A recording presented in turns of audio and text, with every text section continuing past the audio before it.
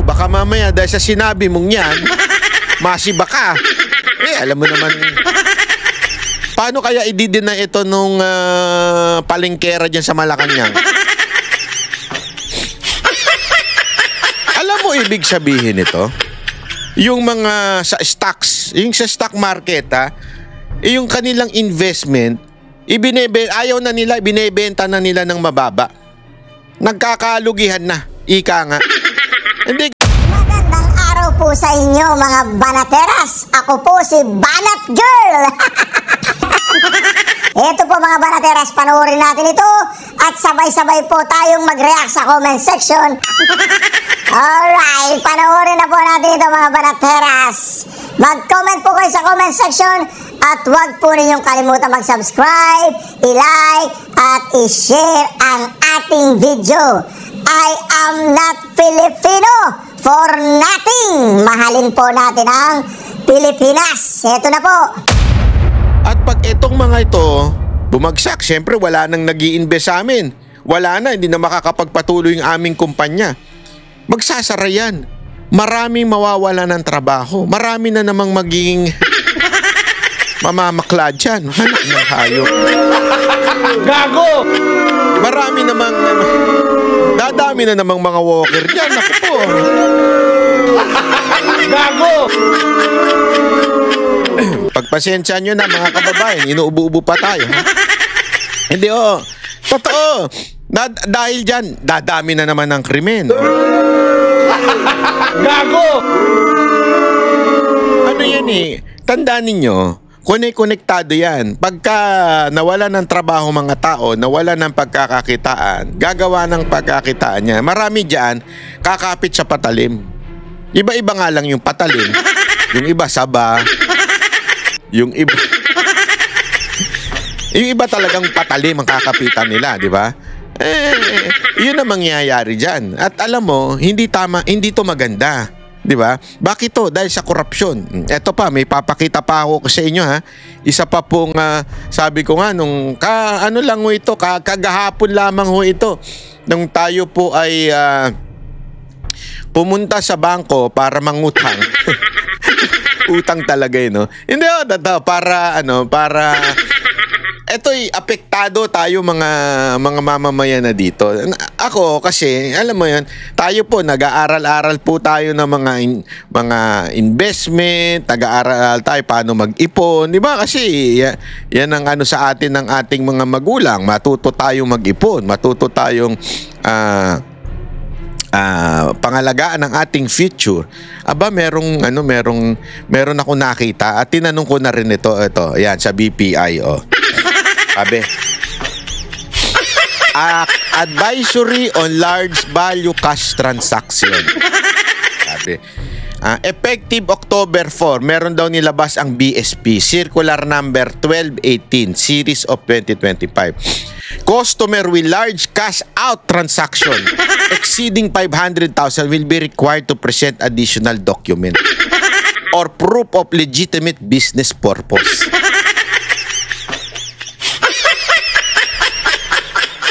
Dati kasi, pag magdi-deposit ka ng 500,000, tatanungin lang, saan galing itong pera mo? Wala lang, napulot ko lang, ganun. O kaya, tatanong sa'yo kasi pwedeng money laundering yon. Well, ako yun ay acceptable. Kasi, tama nga naman, paano ko sa pagpapasok ka sa bangko tapos i-withdraw mo, di ba? Pwedeng galing yung pera na yon sa masama. Okay yun, understandable. But this time, hindi to understandable. Bakit kanyo? Kasi pera mo to. Anong pakialam nyo kung saan ko dalhin yung pera ko? Gusto ko mamigay. Halimbawa lang, Halimbawa, you need a document for that? How stupid is that kind of law? Di ba? Pera ko yan Bakit ba? Anong pakialam mo sa pera ko? Anong pakialam mo kung kunin ko yung pera ko? Wala lang, ayoko na sa bangko. Halimbawa lang, buti na lang wala akong ganyang pera. Buti na lang yung pera ko nasa maleta. Kala nyo kayo lang may maleta. Nasa, ano ba yun? Rimowa. Gago! Rimowa nga, hindi ako makabilin. Maleta pang pera, hayop. Hindi totoo Anong klaseng batas ito? Bakit? Kasi natatakot kayo i-pull out ang pera ng mga congressman. Ba't nyo kami dinamay? Mga animal kayo. Bakit hindi nyo i-define yung mga congressman? O ito mga congressman, o ito. May listahan naman kayo. Bakit pati kaming mga regular na mga Pilipino damay sa ganire? Di ba? Think of it pera nyo yan. Walang karapatan ng sino man kung gusto nyo kunin yung lintik na pera na yan. Ang pwede lang nilang sabihin, Sir, advise nyo kami kung kukuha kayo ng ganito kalaking pera kasi baka wala kaming pera dito sa vault. Yun, okay yun. Understandable yun, di ba? Kunwari, mag-withdraw ka ng 5 billion. Yung 5 billion. Magkano ba sa isang maleta? Hindi naman 1 million. 1 billion, 48 million. Isang maleta. O kunwari, mag-withdraw ka ng 48 million. Advice mo kami, sir. Kasi saan namin hindi naman kasi hindi sila nag-i-stock diyan para for safety reason di ba? Yun okay yun, walang problema yun. Kasi ginagawa na nila yun dati. Pagka mag-withdraw ka ng more than million, kailangan mo i-advise para makapag-prepare sila. But this time, kailangan may proof ka. Kailangan may additional document ka. Ganito na, hindi lang siya nirereklamo ko itong halintik na batas na ito. Pero ang nirereklamo ko dito, dahil sa katarantaduhan at sa mga putang inang mga congressman natin, kaya nagkakaroon ng mga ganire. Dahil sa mga tarantadong korap na opisyal natin, dahil sa ganito. Hindi naman po dahil sa atin to di ba? Ako, sa totoo lang, hindi mo nakapektado dyan Matagal na akong hindi ng pera sa bangko kasi basta may iba akong prinsipyo pagdating sa pera. Ayoko sa bangko, mas maganda pang ano man tawag nila doon, nakalimutan ko na yung term ilagay mo sa investment, wag mong ilagay sa bangko kasi matutulog lang 'yan. Ilagay mo sa investment or gamitin mo, ganun, di ba? Mas doon ako sa gamitin mo. Ayop yan. Gago! Di ba? Totoo naman Kaya, hindi, alam mo, kahit hindi ako apektado, nakakainit lang ng ulo na parang, sandali, ang labo nito Pera namin ito. Kailangan namin patunayan kung saan namin gagamitin. Wala lang. Gusto ko lang bumili ng 10 iPhone 17 Pro Max ipamigay sa mga naghihirap kong kababayan. Anong pakialam niyo? Di ba? Kailangan ko ng dokumento? Wala kunwari, gusto ko lang kumuha ng pera. Alam mo, dahil dito, ito yung parang, nakakaliit na ito. Nakakapanliit na bilang isang Pilipino na ganito kami ang sitwasyon ng korupsyon. Ganito ang sitwasyon naming mga Pilipino. Hayop talaga. Buisit. Alam mo yun? Nakakabuisit. Saka alam mo, mga OFW, may makikita ba kayong ganito? Hindi, sa mga OFW nga natin ang daling mangutang, ang daling makakuha, basta pera mo O pag pera na iba, mahirap syempre. Pag pera na iba, hirap mong kukuhanin yun. Pero kung pera mo, hindi ka naman pahihirapan. Hindi yung sa atin, kailangan 2 ID. Bakit magkaiba ba identity ko? Iba doon sa lisensya, iba doon sa national ID. Kailangan ganun. Alam mo yung parang, ganito na tayo sorry sa term, pero totoo, jologs. Ang Pilipinas, ganun na talaga ka-jologs. Geng-geng na tayo talaga. Squawking na tayo. Ganun na ba tayo? Ano ba? Ganun na ba tayo ka-low? Kababa? Diba? Ano ba? Huwag naman ganyan. Parang pagmamata na sa ating mga Pilipino ito. Kasi nga hanggang yung gobyerno natin ay nakaupo, itong mga korap. Kasi alam mo, ang ganda nga may papakita lang ako sa inyong ang ganda ng sinabi ni Marcoleta tungkol dito. Ito fresh na preso ito tungkol sa mga pangyayari. Bakit pinakakawalan? Bakit hinahayaan? Bakit hinahayaan natin? Ang daming pwedeng gawin 'Di ba? Huwag tayong umasa sa lintik na secretive ICI. Putang ina. Sorry Sino gumawa niyang ICI? Yung executive branch. Sino nagpalagpas ng pinaka-corrupt na budget? Executive branch. Tapos ang mag-iimbestiga, ICI, galing sa executive branch. Gago! Gago na lang ang maniniwala dyan. Yan ang katotohanan. Gago na lang ang maniniwala. Di ba? Ulitin ko, saan nagsisimula ang budget? Sa executive, DBM. Sinong huli sa budget? Presidente, siya yung pipirma. Siya ang nakakita ng lahat ng proseso. Siya yung magbabasa. Gagawin ko na bang batas to? Nakita mo na. Sabi nga niya, skin-routinized na daw niya yung budget. And yet, that is the most fucking corrupt budget in the entire history of the Philippines. Pinirmahan mo.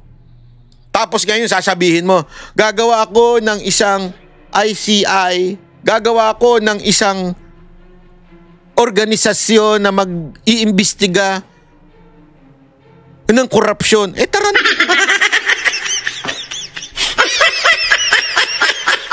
In the first place, if there is a corruption, which is now you're saying, ikaw ang may sala nun, ikaw ang pumirma eh. All the insertion, all the fucking amendments, ikaw ang pumirma niyan. Tapos sasabihin mo, gagawa ko ng isang investigative body na mag-iimbestiga nito. Independent. Paano naging independent? Ikaw namili ng mga membro. Nung may nadidiscover na yung isa, ginawa niyo ng istorya, niyang lintik mong tagapagsinungaling. Gagawan mo ng istorya. Di ba? Tapos sasabihin nyo, independent yun. Sabagay, tanga yung mga bumoto sa'yo, kaya walang problema kahit puro katangahan yung ginagawa ninyo. Nakakainit kayo ng ulo. Pasok natin nga si Marcoleta nang lumamig ang ulo. Ay, naku, mas lalong uminit ulo ko. Gago! Sabi ko, pasok ko si Marcoleta para lumamig ulo ko. Nung nakita ko siya, lalong uminit ulo ko kasi mainit lagi ulo nito. Alam mo, galing-galing niya na. Ikaw talaga banat ba? Oo naman. Alang lagi siyang seryosong, parang sabi nga nila, grumpy old man. Pero hindi ako payag doon. Ako hindi ako papayag doon, Senator Marcoleta, na grumpy old man ka. Grumpy, cute old man. Cute naman talaga si Marcoleta eh. Parang yung tatay mo na mahigpit. Ang ganyan yan eh. Talay. Ito yung tinatanong mo kanina. Kaya. Ang tanong mo kanina, tutuloy pa ba? Oo, yun nga po. Yun ang inaabangan ng marami, Sen. Napakarami kasing aligasyon dyan eh. Baka pag tinuloy, baka may lalabas na namang, baka Philippine Air Force naman ang... Ganun ba? O kaya SAP. Sila nagsasabi nun, ha? Ako hindi. Wala akong sinasabing ganyan. Ganon. Baka mayroon pa Bakit ang dami pang dapat na tawagin? Bakit hindi yun ang unahin? Unang-una, 17 ang binanggit ni Diskaya, ng mga Diskaya. Bakit hindi ilabas? Oho. Para pagtatanungin yung 17 congressmen. Di ba? Oho. Si Chavit Singson nag-disclose Ngayon po, sa parang Club nag-motion Filipino. kayo na ipatawag din siya, di ba? Oo. Ba't di patawag yun? Si Martin Romualdez, ilang beses nabanggit na, kinonekta na. Oho. Kailangan kauna-unang ipatawag. Nagpahayag siya na willing daw siya, di ba? Kung talaga ipatatawag, Naglabas ng statement ko. Iba yung willing na willing, iba yung humarap ka doon para makita natin kung gaano ka sasagot sa mga tanong. Willing sa kaso. Sinabi nung aking predecessor na hindi ko na binabanggit ang pangalan dahil yung banggitin ang pangalan ko. 67 daw ang congressman na kontraktor. Yung contractors. Bakit hindi patawag yun? Ang daming dahilan na dapat ituluyan at marami kayong dapat na ilabas. Yun na nga eh. Yan ang problema kay Lacson nun eh. Di ba? Ito public knowledge na yung mga contractor, mga congressman na may sariling firm na construction na nakikipag-project sa gobyerno. Nakalista naman yan, nasa SEC naman niya kung sino owner eh. Bakit hindi nyo ipatawag ng Blue Ribbon ni Lacson? Bakit, Pinky? Pinky ka ba talaga? Gago! Bakit tayo may patawag? Sasabihin mo na naman, ito na naman tayo dun sa parliamentary courtesy. Baon na tayo. Ang tindi ang nakakahiya na tayo sa buong mundo. ang iisipin nyo pa rin yung kailangan kasi meron tayong courtesy parliamentary care. This is a extreme problem already. Extreme na corruption sa Pilipinas. Sagad sa buto na. Hindi na milyon, trilyon na ang kinukorap. Tapos imaginein mo ang iniisip mo pa rin ay yung courtesy na yung parliamentary courtesy. Asaan yung putang inang courtesy honor ng mga congressman na meron silang sariling construction? Bawal nga yun makikipagproyekto ka sa gobyerno. Yung ginagawa nila illegal. Ang iniisip mo pa rin parliamentary courtesy. Lacson, ano ka ba? Yung mga ulul gumagawa na ng illegal, ikaw, ang iisipin mo pa rin ayaw mo ipatawag kasi parliamentary courtesy. Tama talaga na nag-resign ka. Tama talaga na nag-resign ka. Hindi ka karapat-dapat dyan. Ang karapat-dapat sa isang Blue Ribbon Committee chair ay yung may bayag. Ikaw, Gago! Dili ko man alam. Dili ko alam yan, Wala akong sinabi. Tuloy. Bas dyan, pagtatanungin natin lahat yan. Di ba? Ang problema, kahit isang pangalan, hindi niya kilala. Saan Uy, nanghirap Puro ganun Puro na lang, kumbaga sa, anong tawag ba ron? Puro press release. Hindi, pagka may pelikula, may Trailer. may trailer. Parang ganun Trailer. 67 congressmen na contractor. Pagkatapos, hindi naman magpa. Paano yung mga binanggit niya na mga dalawa yung kanyang naging privilege speech? Opo. Ilan ang contractors na binanggit niya doon? Mahigit na 10. Hindi ba natin tatawagin doon? Hindi ba natin pagtatatawagin? Kasama doon ang SunWest. Ang SunWest, this is the company founded by Saldico. Siya yung pinakamaraming nilatag na mga insertions na binabanggit ni Toby Chango. 13.8 billion, 2 probinsya lang. Hindi mo ba tatawagin itong mga ito? Hindi man lang natanong saan Yung mismong kumpanya ni Saldico, hindi mo tatawagin? Bakit? Si Diskaya lang ang gusto namin.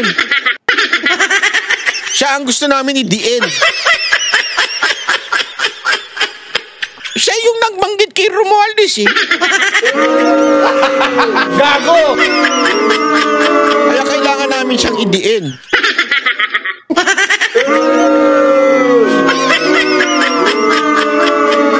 Galing mo talaga, Chong. Ang galing mo. Tuloy. 15 yung sinabi ng presidente, hindi mo lahat tatawagin. Baka ipaubaya na po sa ICI, Sen. Kasi mukhang ICI na po ang tumutuntun sa lahat ng ito Di ba? Hindi ko kaya ganun ang direksyon kasi ang Kamara ipinaubaya na sa ICI. Baka naman ganun po ang direksyon ng Senado. Bakit? Ang Legislative Department sunod-sunuran sa Executive Department? Akala ko ba ang ating gobyerno ay binubuo ng 3 dakilang sangay? Ha? 3 dakilang haligi. Judiciary. Legislative. Yan. Executive. Ang ICI is a creation of the executive. Tama po. Ang legislature, 2 chambers, Kamara at saka Senado. Ang Senado, meron siyang blue ribbon. Opo. Kung ba nagtatag na ng ICI, Executive Department, hihinto ka na? Parang bakit? Nakasalig ba ang mandato ng Blue Ribbon Committee sa gagawin ng ICI? Kasi nga, ganito yan. Paliwanag ko lang sa'yo, Senator Marcoleta. Sabi nga ni Franz Castro, Ay, di pala si Franz. Claire Castro.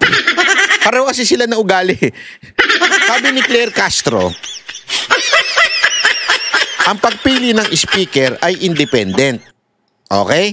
Independent ang pagpili ng speaker. Hindi nakikialam ang Pangulo sa pagpili ng speaker. Independent. Pero pagdating sa investigasyon, pwede kayong mag-depend na lang sa ICI. Gago! Kasi sa Marcos administration, there will always be a double standard. Gago! Pag gusto namin independent, independent. Pag gusto naming dumepende kay sa amin kayo dumepende. Ha? Gago! You know why? Alam mo kung bakit? Parang ruler yan. You can bend the law. Gago! But you will not break it. Take note. Gago! Only bending it. A little, alam mo yun. Di ba? Ganun ang gobyerno ni Marcos. Bending the law. Or vice versa. Oo. Ay, hindi. Sagutin mo, Nelson. Oh, May isa pa problema. Oo. Kasi alam mo, itinigil ang Blue Ribbon, ang ICI ay ayaw namang i-open. So ang mga tao ay maghahanap talaga ng hindi ba? Maghahanap ng sagot sa mga katanungang nabubuo sa Bakit kanilang naman, isipan. bakit mo sila sisisihin na maghahanap talaga yan? Oho. Hindi ba nung inopen ko nga yung kauna-unahan sa dami na nag-text sa akin dahil nakita nga talaga yung kung napakaraming perang nasa laula na talagang pandarambong talaga. Ilan ba yung nag-text sa akin na halos umuusok yung aking cellphone? Sinabi ko nga doon sa BIR na nakaharap eh. Nabuti na lang nandito ka, sabi ko. Paano ko sasagutin ito? Sabi ko sa kanya. Ang sabi nila sa akin, Senator, yan po pala ng aming buwis na binabayad, ay dyan lang po pala napupunta. Alam po ba ninyo na dugo at pawis, pati sipon po kanya. Naku po. Naghalo-halo na. Talaga pong sa kagustuhan lang namin makatulong sa gobyerno, talagang kami po yung nagbabayad talaga naman. Diyan lang pala ginagamit ang buwis namin. Pwede po bang ilaban nyo kami? Kahit na itong next year, wag na muna po kaming magbayad. Pwede po ba? Nako. Nako. Nako, Mabigat po mahirap yun. yan. Tapos sabi ng BIR, Commissioner Lumagi. tama naman po sila, sir. Sabi niya, hindi ko po sila masisisi. Hindi ko naman kako kinukuha yung opinion mo eh. Barado yung BIR. Tinanong niya yung BIR, masasabi mo? Sabi niya, hindi ko